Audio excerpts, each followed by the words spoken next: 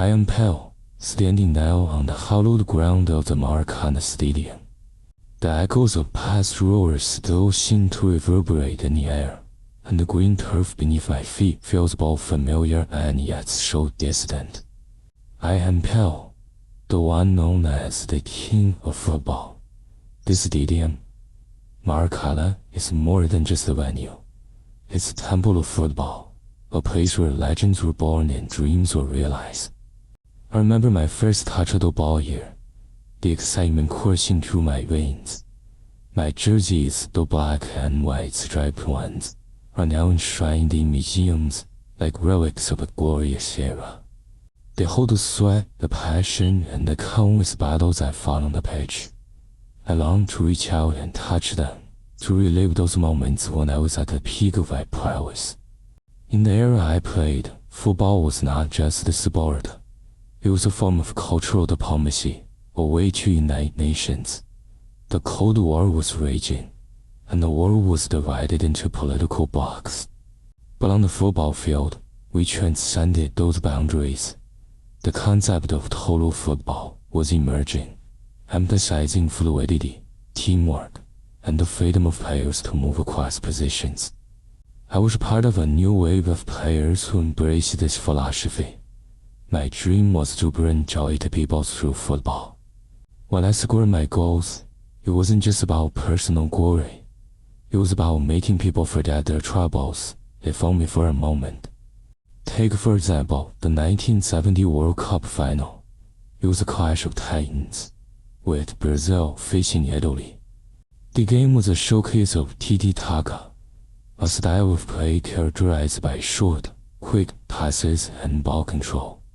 Our team moved the ball like a well-oiled machine.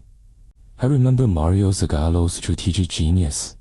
He set up our team in a 4-2-4 formation, which maximized our attacking potential. In that final, I scored the goal that sealed our victory. It was a moment of pure elation, not just for me but for all of Brazil. The whole nation erupted in celebration. Football became a symbol of national pride, a way for Brazil to assert itself on the global stage.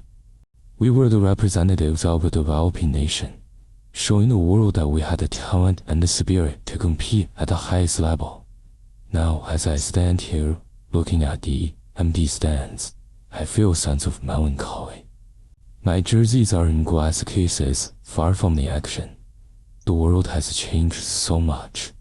Football has become more commercialized, with the rise of transfer fees and sponsorships. The beautiful game that I knew has been somewhat overshadowed by the business side of things. The trophies and medals that once adorned my shelves are now just mementos of a bygone era.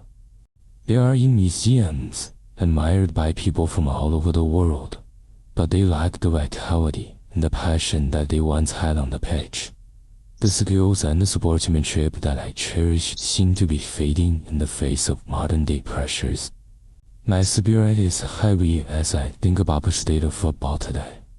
The values that I hold dear, like fair play and the love for the game, are being eroded.